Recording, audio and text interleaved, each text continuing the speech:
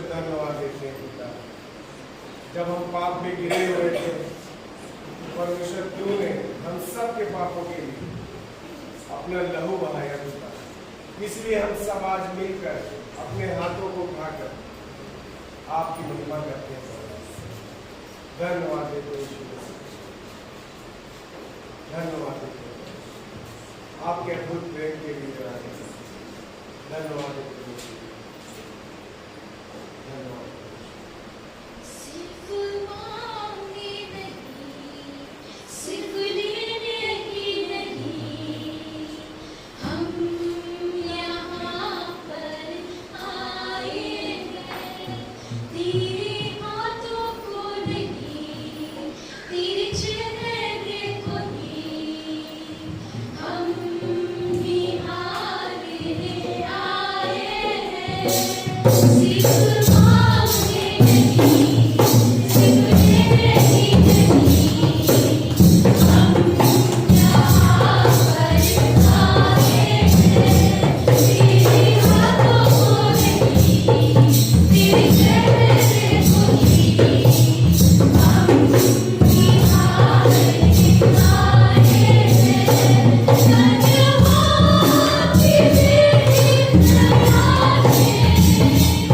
Thank you.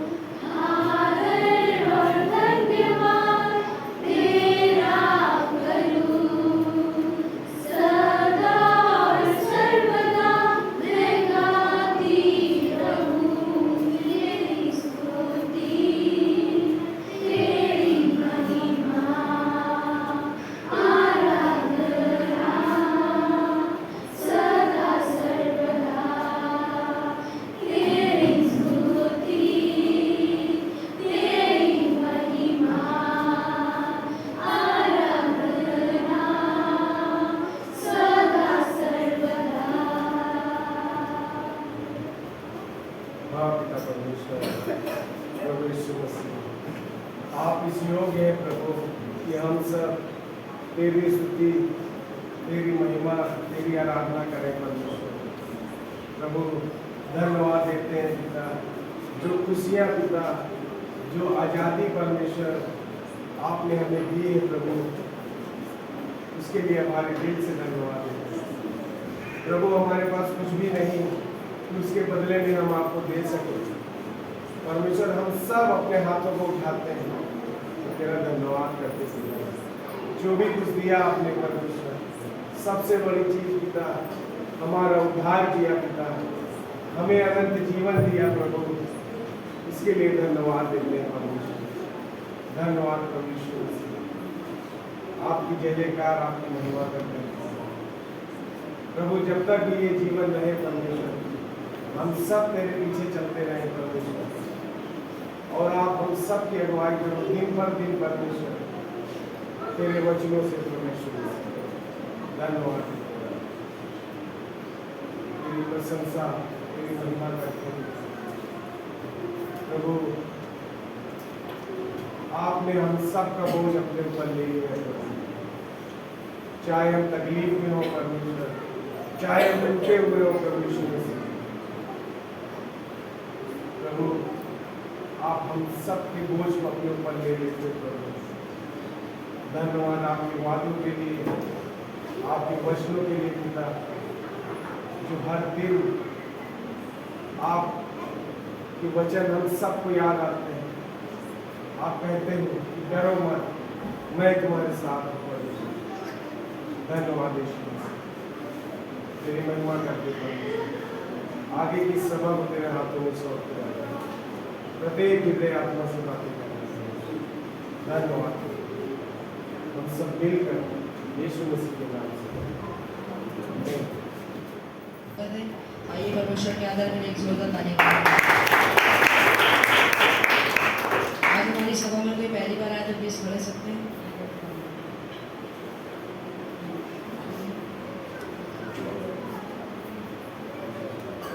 आप सभी लोगों का बहुत बहुत धन्यवाद। दूसरी बात आप लोगों का बहुत बहुत धन्यवाद। और संडे विश्वास रखता से यहाँ संडे आते हैं, उसके लिए आपको धन्यवाद देते हैं। आइए सभा के लिए प्रार्थना। हे पिता परमेश्वर, आज की सभा को तेरे हाथों में सौंपते हैं। आज आपने इतना अच्छा दिन दिया, इतनी अच्छी सभा दी आपकी महिमा करने के लिए, और आज की सभा को तेरे हाथों में सौंपते हैं। इतने अच्छे से आप वर्षिप होने का उसके लिए आपको धन्यवाद देते हैं।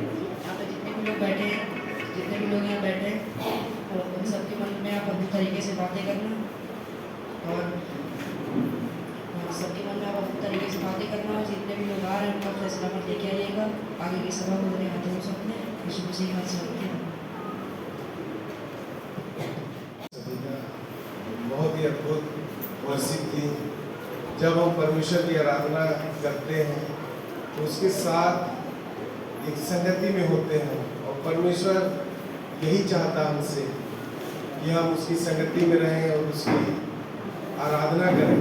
इसीलिए परमेश्वर ने आदि में मनुष्यों की सृष्टि की थी कि हम उसकी महिमा करें, उसकी आराधना करें। बहुत ही अद्भुत वर्षिप थी, और एक बार जोरदार तालियां बजा सकते हैं। इस सप्ताह की सूचना होती है चर्च ऑफिस में, और या फिर किसी के घर पे, तो वो आपको व्हाट्सएप के द्वारा बता दिया जाता है। हर बुधवार को चर्च ऑफिस में सभा होती है, शाम को 5 बजे से और 6 बजे से, तो आप लोग आ सकते हैं। एक और अच्छा मौका है, परमेश्वर ने हम सबको एक और मौका दिया है कि सप्ताह में सिर्फ हम रविवार को नहीं, बल्कि और भी दिन परमेश्वर हमें प्रोवाइड कर रहा है, तो हमें आना चाहिए। तो बुधवार को शाम 6 बजे से, और शनिवार को कांधा और नरसिंहपुर गांव में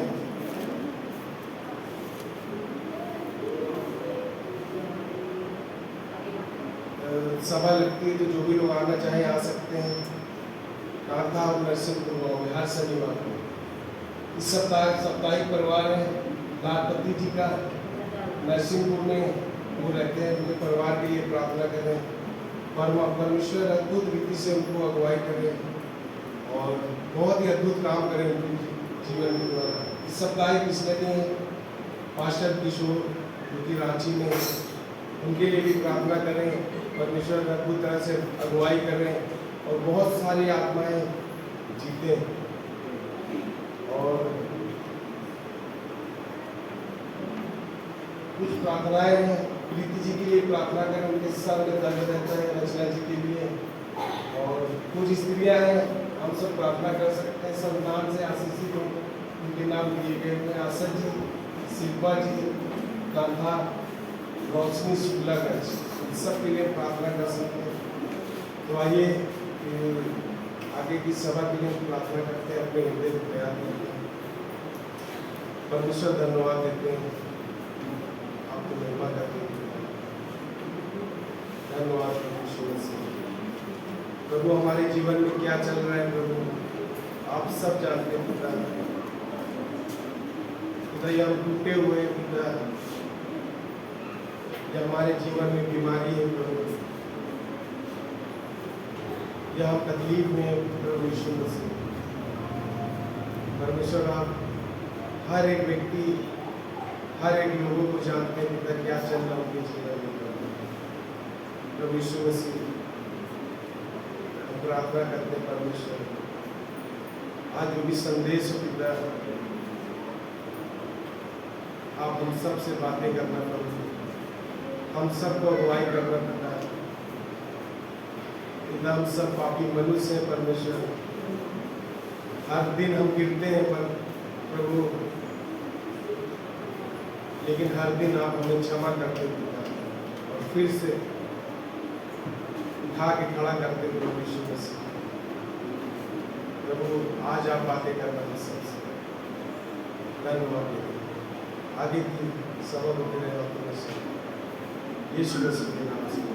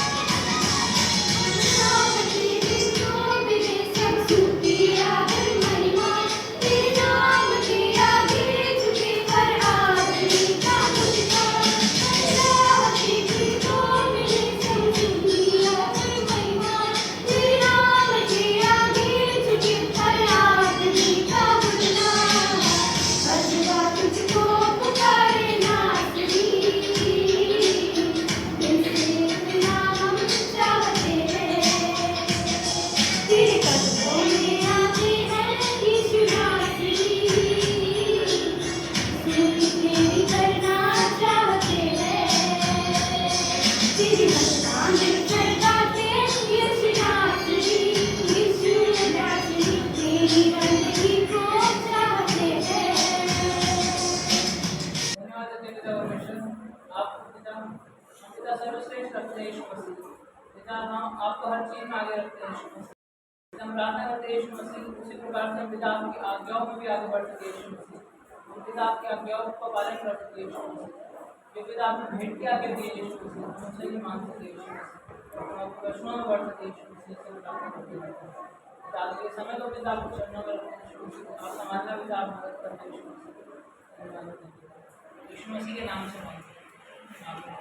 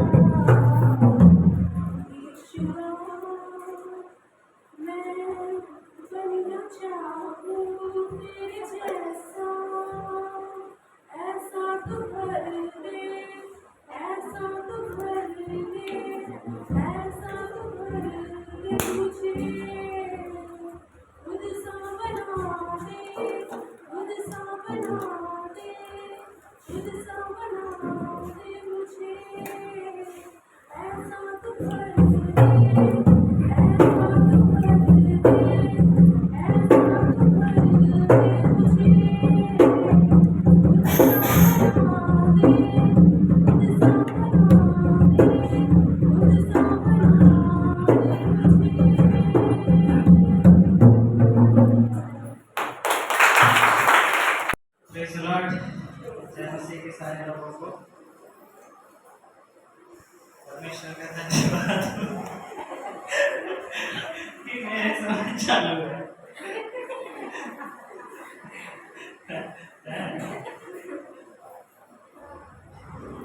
आज हम लोग देखेंगे बाइबल के कुछ वचनों से कि किस तरह से प्रभु प्रलोभनों के विषय में बाइबल क्या बातें करती है, इसके बारे में आप लोग को पता होगा कि प्रलोभन क्या होते हैं। मैं कहता हूँ कि प्रलोभन ऐसी कोई भी विचार है जो हमें बहुत तेजी से अट्रैक्ट करती है, चाहे वो सही हो चाहे गलत हो। और हमारे माइंड में द्वंद्व उत्पन्न होता है कि हम क्या डिसीजंस लें।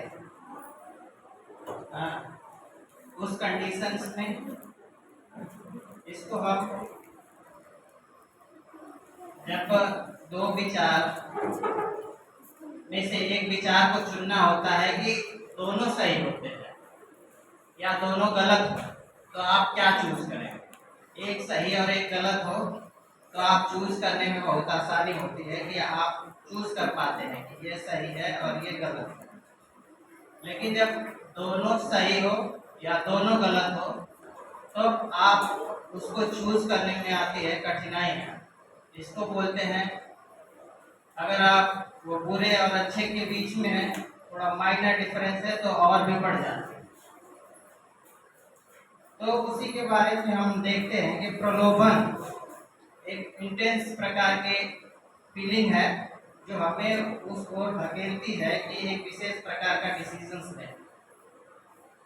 लेकिन बाइबल बताती है कि इन प्रलोभनों से बचने के लिए हमेशा एक रास्ता होता है। बाइबल भी बताती है कि प्रलोभनों से किस प्रकार बचना है। बाइबल कहती है कि परमेश्वर किसी की परीक्षा नहीं लेता, परंतु व्यक्ति खुद ही अभिलाषाओं में फंसकर प्रलोभनों में पड़ता है। और बाइबल कहती है कि यदि कोई यह समझे कि ये प्रलोभन या ये परीक्षाएं हमारे सहन से बाहर है, तो ये शैतान का सिंबल है, क्योंकि बाइबल का वचन बताता है कि प्रभु किसी की परीक्षा उसके सहन से बाहर नहीं कर सकता।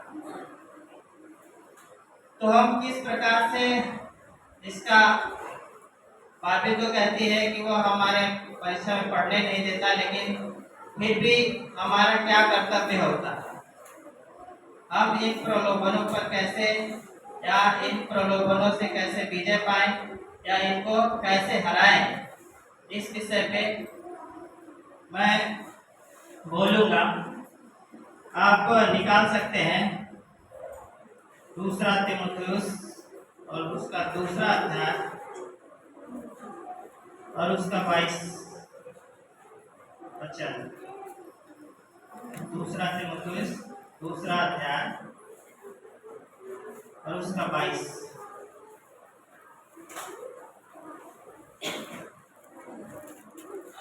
जवानी के अभिलाषाओं से भाग, और जो शुद्ध मन से प्रभु का नाम लेते हैं उनके साथ धर्म, विश्वास और प्रेम और मेल मिलाप का पीछा कर।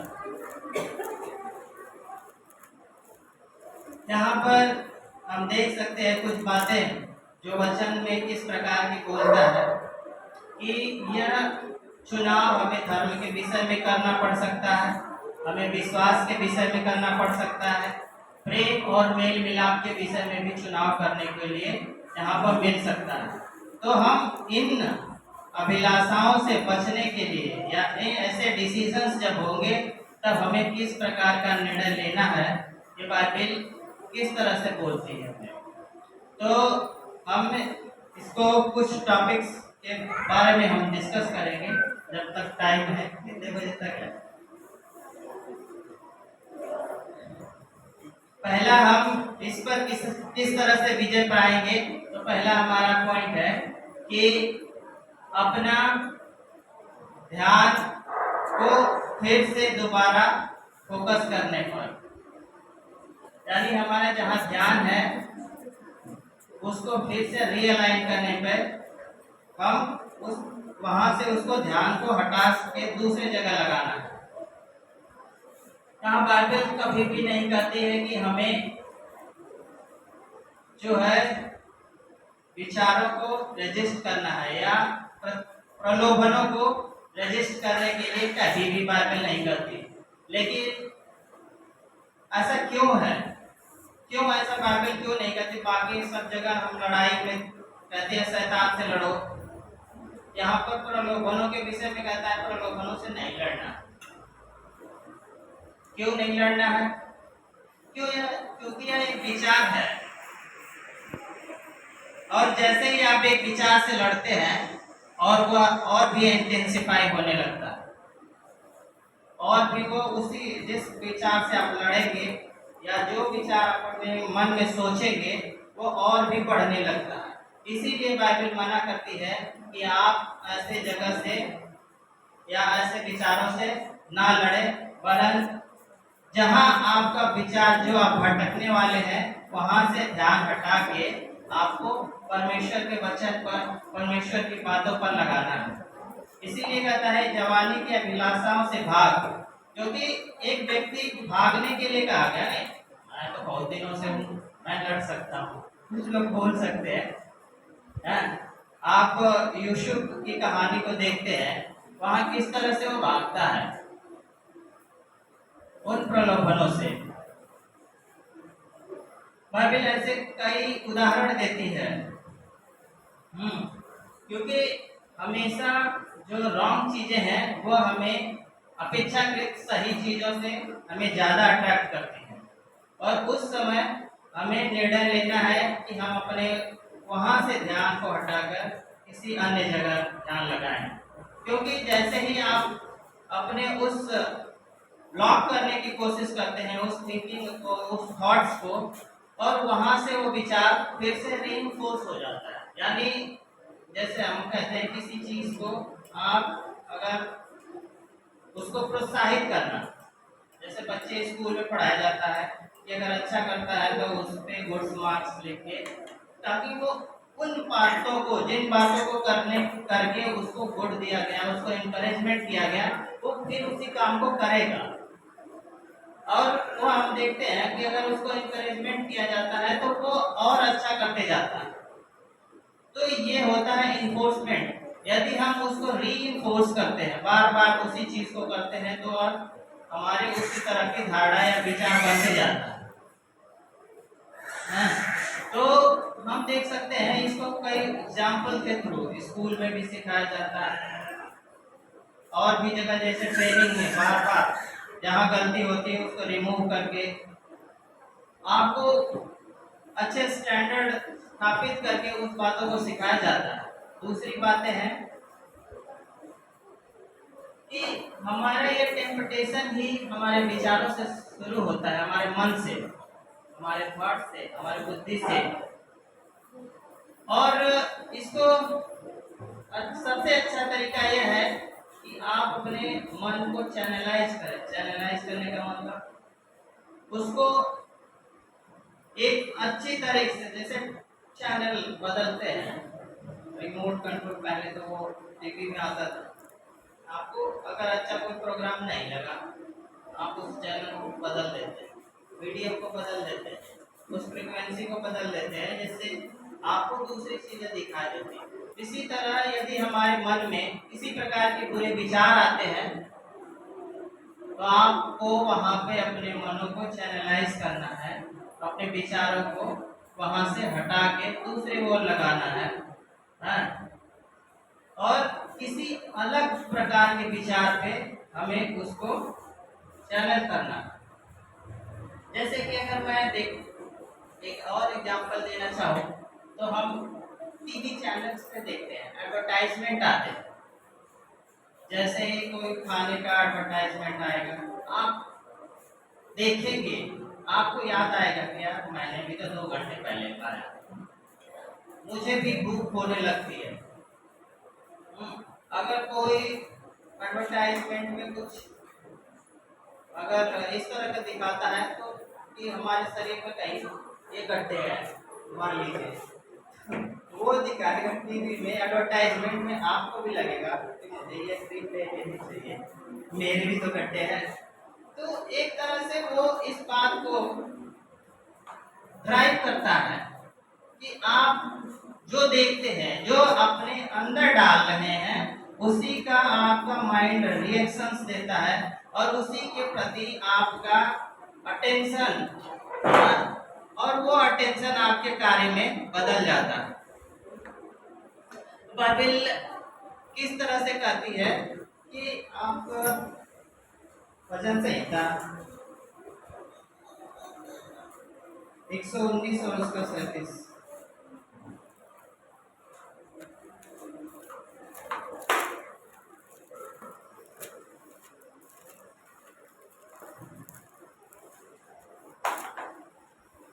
वचन संहिता 119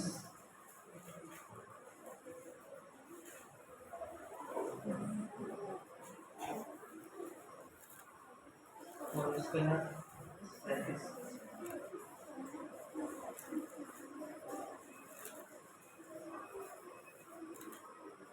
मेरी आंखों को व्यर्थ वस्तुओं की ओर से फेर दे,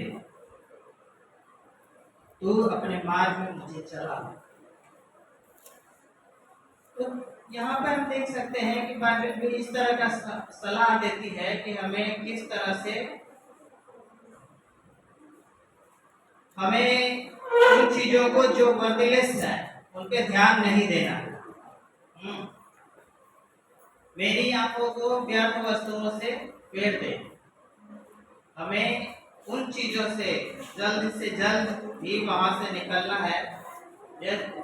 अगर आप चैनल देख रहे हैं तो उसको ट्यून कर दीजिए, अगर आप कहीं ऐसी जगह है आप उसको बदल दीजिए। अगर आप शराब के दुकान पर खड़े हैं, आप कहें कि मैं तो पीता नहीं, आप 4 दिन 10 दिन 20 दिन जाके देखिए, आपको जो आपका कमिटमेंट है वो शायद बदल जाए।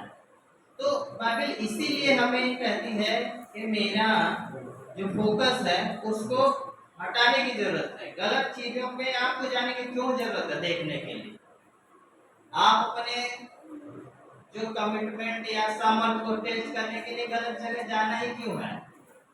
आप अपने आप को मजबूत दिखाने के लिए ऐसे चैनल को ट्यून करना ही क्यों है? आपको अच्छा दिखाने के लिए कि मैं बहुत अच्छा हूँ, मुझे किसी का फर्क नहीं पड़ता, मैं गलत संगति में चला जाऊंगा तो मुझे तब भी कोई फर्क नहीं पड़ेगा। लोग बोलते हैं कि सांप चंदन की लकड़ी पे सांप लिपटे रहते हैं, फिर भी उनके अंदर जहर नहीं फैलता लकड़ी। लेकिन अगर ये अपने ऊपर अप्लाई करेंगे तो कभी कभी ये अप्लाई नहीं होता है। बाइबल इस तरह से नहीं कहती है कि आप सांप के साथ रहिए और वो उसके अंदर विष नहीं आएगा। बाइबल कहती है नीति वचन कि ध्यान रहे, बुरी संगति अच्छे चरित्र को बिगाड़ देती है।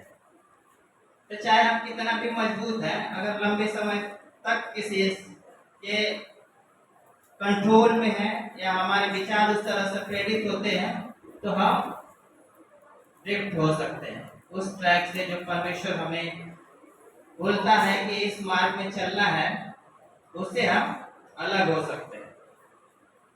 तीसरा हम देख सकते हैं कि बाइबल कहती है कि अपने रूट को यानी अपने जड़ को प्रभु में बलवंत करने के द्वारा हम इस टेम्पटेशन से मुक्ति पा सकते हैं या इसको हम कम कर सकते हैं। आप इसके लिए कोलोसियंस और उसका 2 अध्याय और वचन 7 में देखिए।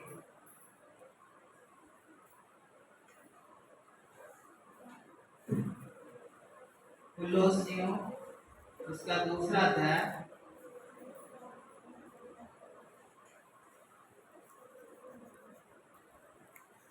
कोलोसियों 2 अध्याय वचन 7।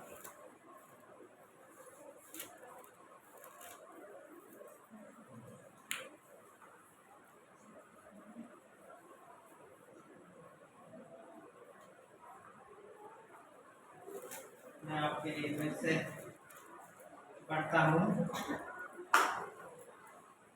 उसी में जड़ पकड़ते और बढ़ते जाओ, और जैसे तुम सिखाए गए वैसे ही विश्वास में दृढ़ होते जाओ, अधिकाधिक धन्यवाद करते रहो। हमें तीसरी बात ये है कि हमें उसमें परमेश्वर के वचनों में जड़ पकड़ना है। और हम उससे नरिशमेंट प्राप्त करते रहें, उससे हम अपने जीवन के लिए, अच्छी बातों के लिए पोषक तत्व प्राप्त करते रहें।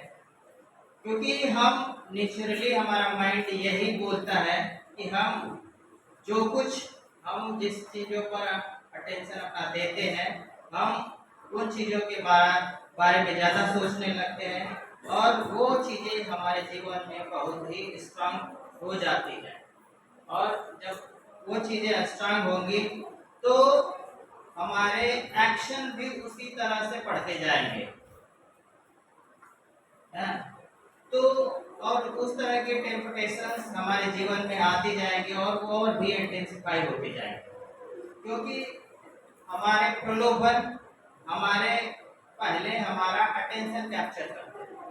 सबसे पहले कोई भी चीज़ें अगर आती है तो आपके माइंड से ही आप जीतते हैं और आपके अपने दिमाग से ही हारते हैं।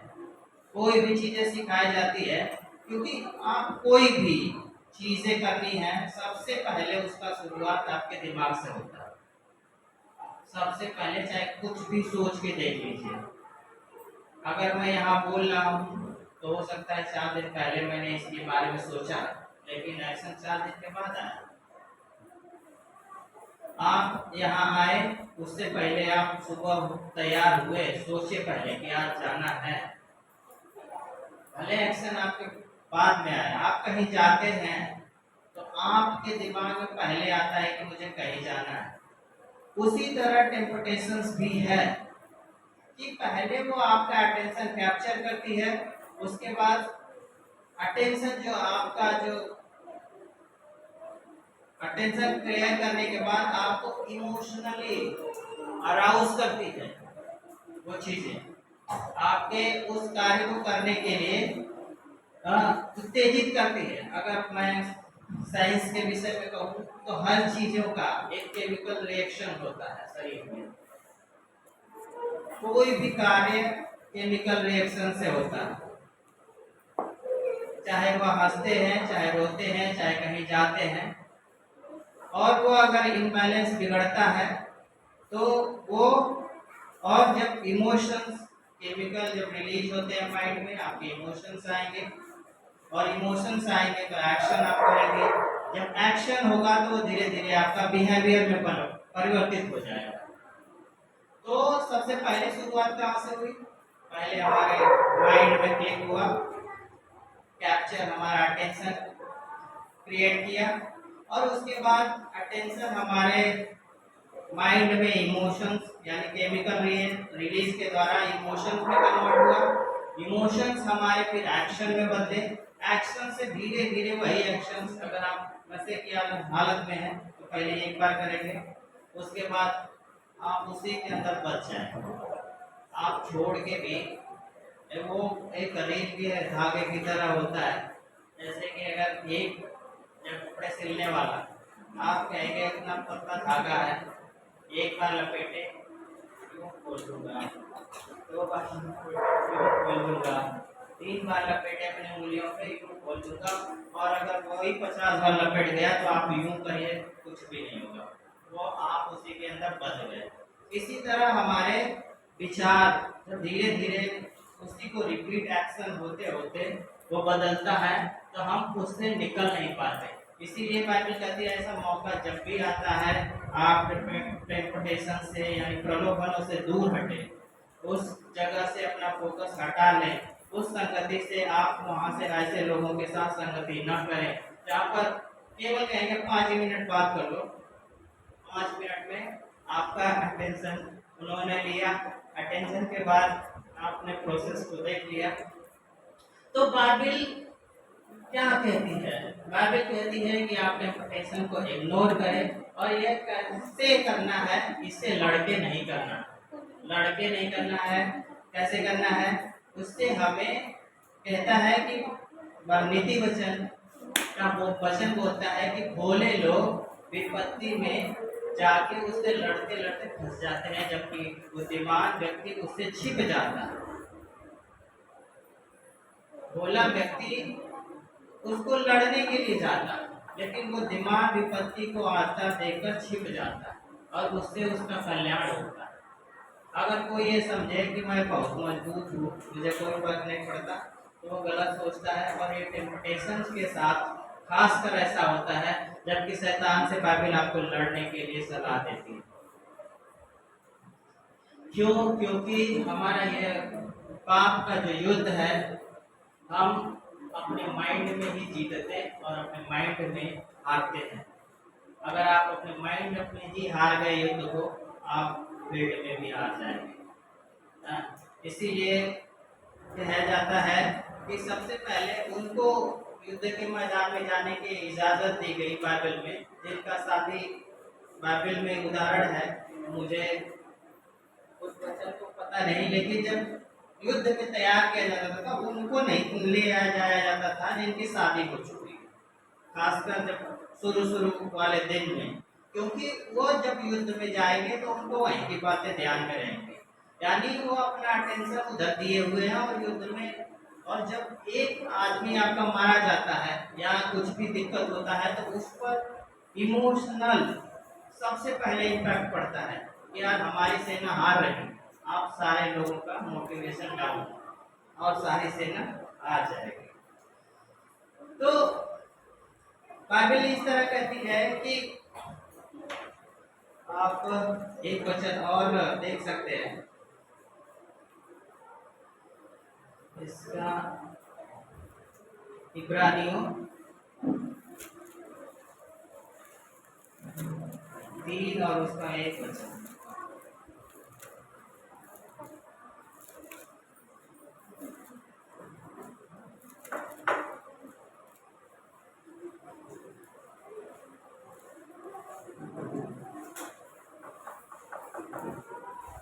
इब्रानियों 3 अध्याय 1।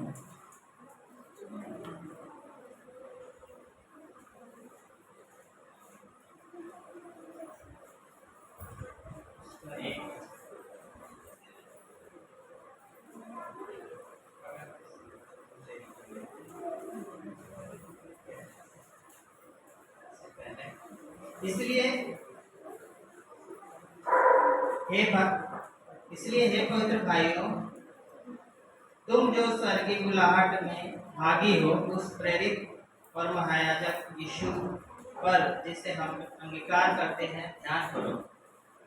यानी अगर हमें इन चीजों से बचना है तो हमें क्या करना है? हमें परमेश्वर की ओर ध्यान करना है, हमारा फिक्स यानी अपनी आंखों को परमेश्वर की ओर लगाना है और इन चीजों से और हमें अलग रहना है।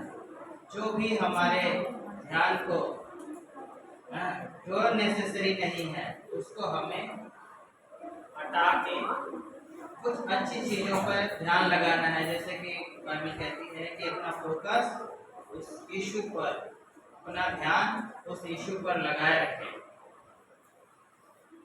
और अगर स्पिरिचुअली बात की जाए तो हमारा माइंड सबसे कमजोर ऑर्गन्स है शरीर के, सबसे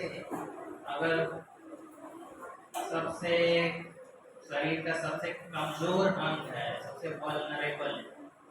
इसीलिए इसको सबसे अंदर रखा गया है, क्योंकि अगर माइंड में कुछ भी होता है, आपका लगभग नर्वस सिस्टम अगर खराब होता है तो सारे निर्देश वहीं से जाते हैं, थोड़ा कुछ भी होगा।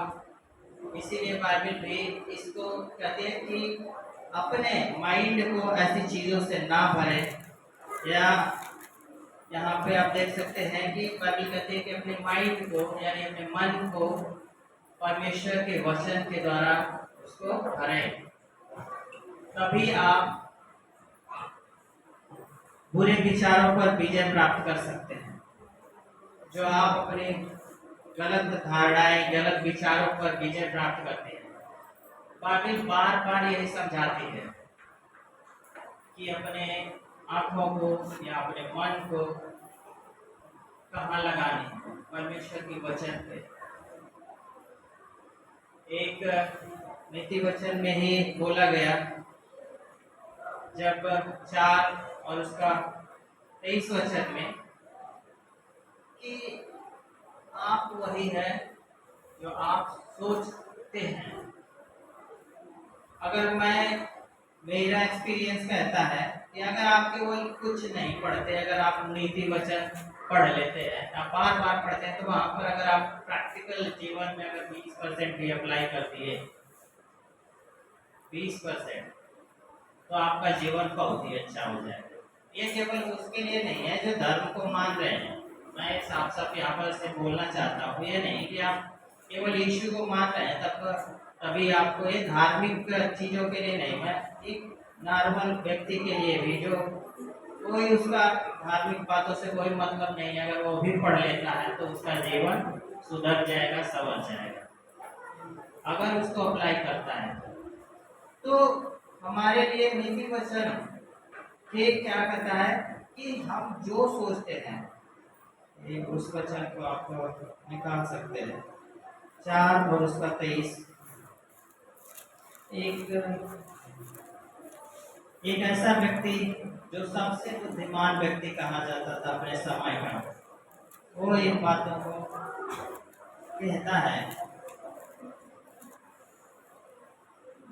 जो सुलेमान अपने समय के सबसे बुद्धिमान व्यक्तियों में से एक थे, उनका ये बुद्धि के प्रति विचार था कि सबसे अधिक अपने मन की रक्षा कर, क्योंकि जीवन का मूल स्रोत वही है। एक ऐसा व्यक्ति कहता है कि अपने मन की रक्षा कर।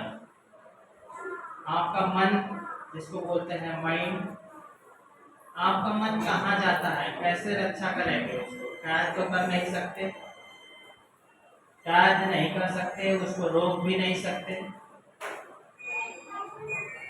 और उसको करे तो क्या करें? उसके लिए आपको यही करना पड़ेगा कि जैसे ही गलत चीजों की ओर जाए ध्यान, आपको उसको अच्छी बातों पर परमेश्वर के वचन के द्वारा अपने मनों को भरना है।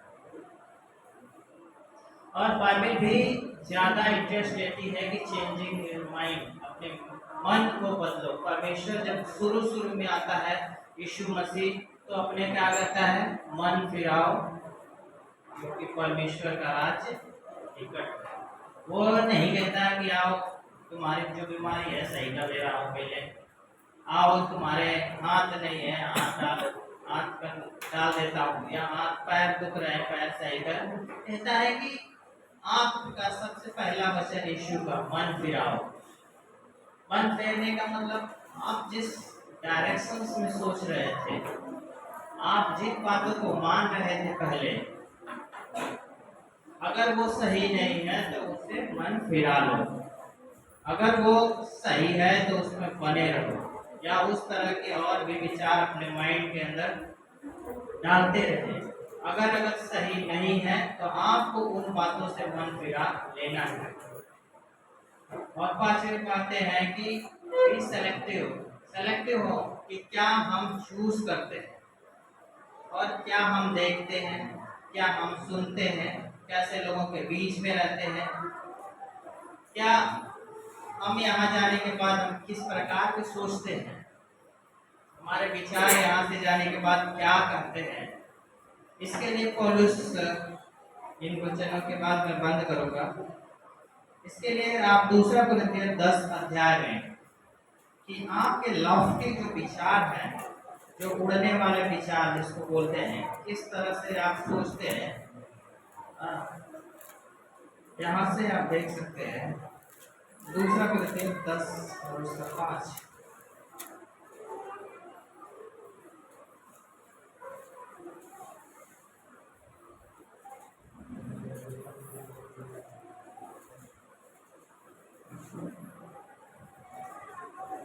इसलिए हम कल्पनाएं क्या होती है कि आप रैंडमली कुछ भी कल्पनाएं करते जा रहे हैं अपने मन में, जिसका कोई लॉजिकल नहीं है, कोई सोचने का कोई धारणा ही नहीं है। दूसरी बात है इसलिए हम कल्पनाओं का और हर एक ऊंची बात जो परमेश्वर के विरोध में उठती है खंडन करते हैं। हर एक बात जो परमेश्वर के विरोध में आपको ले जाती है, हर एक दोस्त, हर एक फ्रेंड्स, हर एक मित्र, हर एक फ्रेंडशिप का ग्रुप होता है, हर एक प्रोग्राम, टीवी चैनल, हर एक लोग जिनसे हम मिलते हैं, अगर वो परमेश्वर के पहचान के विरोध में अगर बातें करते हैं तो पौलुस कहता है हम ऐसी बातों का खंडन करते हैं और हर एक भावना को कैद करके मसीह का आज्ञाकारी बना देते हैं। हर एक बात, वो भी इंसान था, उसके अंदर भी बहुत सारी बातें आती होंगी, लेकिन क्या कहता है कि हर एक भावनाओं को कैद करके मसीह का आज्ञाकारी बनाते हैं। किसी व्यक्ति का नहीं, क्योंकि मनुष्य के एक ज्ञान की एक सीमा है, मेरे भी ज्ञान की एक सीमा है। मैं भी जो मुझे जहाँ तक पहुँच पाता है, समझ पहुँच पाती है, मैं उन बातों को बताता हूँ, लेकिन परमेश्वर मेरे ज्ञान से बढ़कर है। मैं कुछ बातों पर आपको बता सकता हूँ, कुछ पॉइंट बता सकता हूँ, और आगे का काम है कि अगर मेरी भी बातें आपको अगर परमेश्वर के विरोध में ले जाती है तो आप मेरी बातों का, मेरे विचारों का, मेरी सोच का खंडन कर सकते हैं, क्योंकि आपको मेरी बातों पर नहीं परमेश्वर की बातों पर जाना है और परमेश्वर के आज्ञाकारी बने रहना है। और इन बातों को पौलुस बहुत ही अच्छी तरीके से कहता है, और ये सबसे जीवन के लिए सबसे उपयोगी बातें हैं कि हम परमेश्वर के वचनों के द्वारा अपने जीवन को भरें। और एक वचन और भी बोलता है,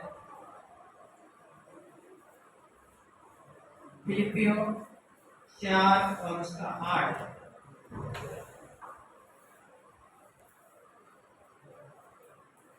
इसके बाद शिवलिंग मैंने पढ़ा दिया है 4 और उसका 8 वचन, कहाँ पे हमें ध्यान लगाना है, कि या किन बातों से भरना है अपने मन को। जिस मन को ये कहता है कि मन, अभी बुद्धिमान सबसे व्यक्ति ने कहा सबसे अधिक अपने मन की रक्षा कर। और मन की रक्षा कैसे करना है, इसके लिए फिलिपियों 4 और उसका 8 वचन है। इसलिए हे भाइयों, जो जो बातें सत्य हैं और जो जो बातें आदरणीय हैं, आपको उन बातों को अपने मन में डालना है, या मन की रक्षा इन बातों से करनी है कि सत्य, जो बातें सत्य हैं, जो बातें सुहावनी हैं, जो बातें उचित हैं। मैं फिर से, इसलिए हे भाइयों, जो बातें सत्य हैं और जो बातें आदरणीय हैं। कभी कभी कुछ बातें, आदरणीय का मतलब होता है रेस्पेक्टफुल, कहीं तो कहीं नहीं लिखा रहेगा या कोई रूल्स बुक में नहीं लिखा है, लेकिन एक मोरल रिस्पॉन्सिबिलिटी बनती है कि आपको उन चीजों को करना है। अगर मान लीजिए कोई बूढ़ा बुजुर्ग आता है, मान लीजिए बस में जा रहे हैं, तो आपको बस में नहीं लिखा रहेगा कि अरे कोई आएगा ऐसा व्यक्ति तो आपको खड़े हो जाना। तो ये आदरणीय है, ये कोई सिखाएगा नहीं, या कोई आगे नहीं आएगा कि तू बैठने दे। ये आपकी मोरल रिस्पॉन्सिबिलिटी बनती है। तो ये बातें आदरणीय है कि रिस्पेक्ट करना, चाहे वो छोटा हो चाहे बड़ा हो। तो इन बातों को अपने मन में डालना है, इन बातों से अपने मन की रक्षा करनी है। जो बातें उचित हैं, जो बातें पवित्र हैं, और जो बातें सुहावनी हैं, और जो बातें मन भावनी हैं, जो सद्गुण और प्रशंसा की बातें हैं, उन पर ध्यान लगाया करो। यहाँ पर बाइबल स्पष्ट रूप से कहती है कि हमें उन माइंड से जो हमारा भटक रहा था, जस्ट हमारा अटेंशन किधर जा रहा था, उन हमारे दिमाग को, हमारी सोच को किधर हमें ध्यान लगाना है। यहाँ पर बोलता है, साफ साफ बोलता है कि उन बातों पर ध्यान लगाया करो।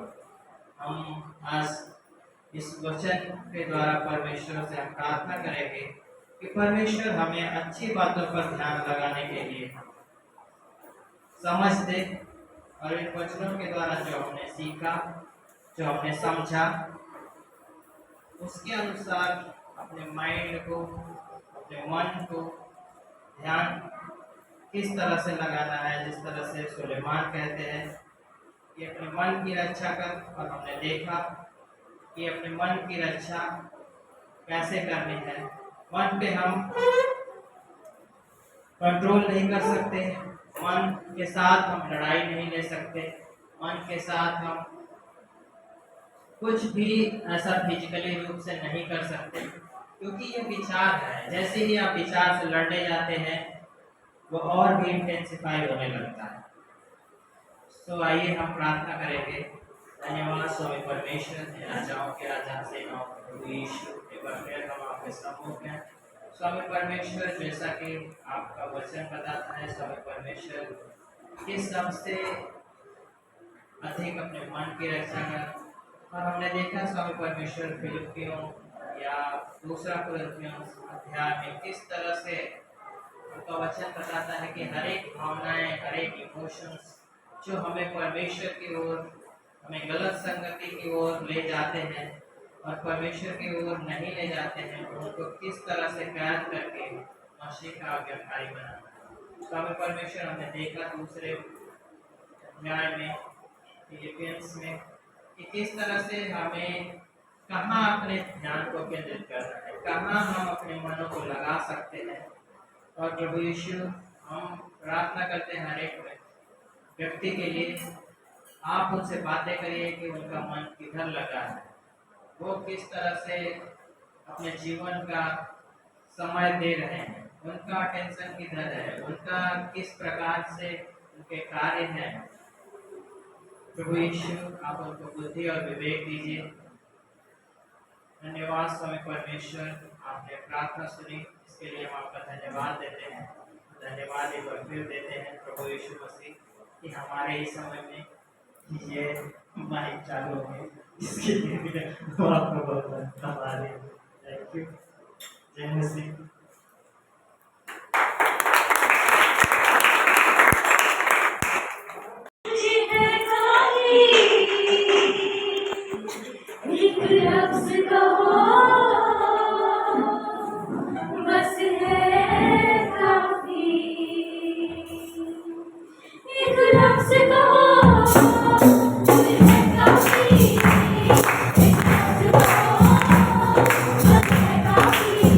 Thank you.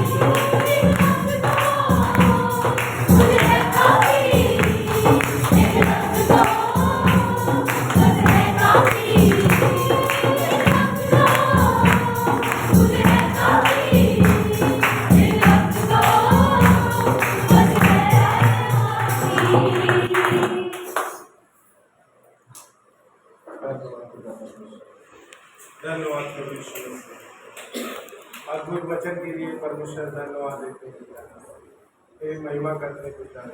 धन्यवाद परमेश्वर, आपने हमें आज सिखाया प्रभु कि हमें अपने मनों की रक्षा करनी चाहिए और अपना ध्यान जब हम तेरे वचन पर रखेंगे तो परमेश्वर, जब तेरे वचनों के अनुसार चलेंगे प्रभु, सचमुच अद्भुत जीवन होगा हमारा।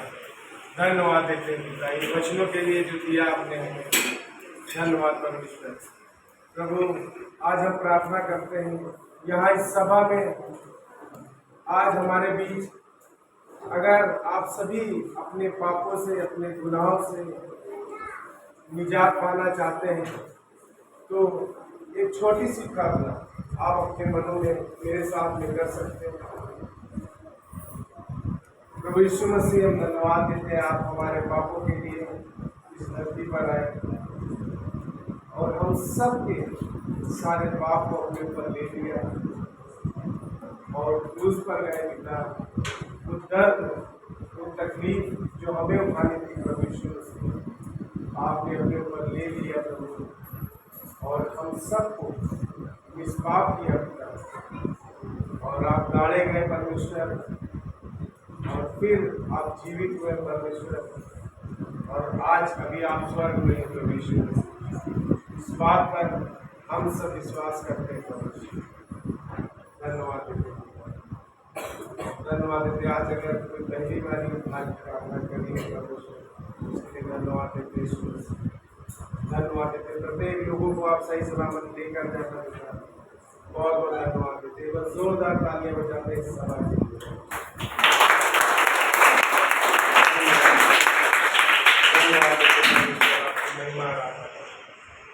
पूरा सप्ताह प्रभु तेरे हाथों में सौंपते हैं। धन्यवाद देते हम सब मिलकर यीशु मसीह के नाम से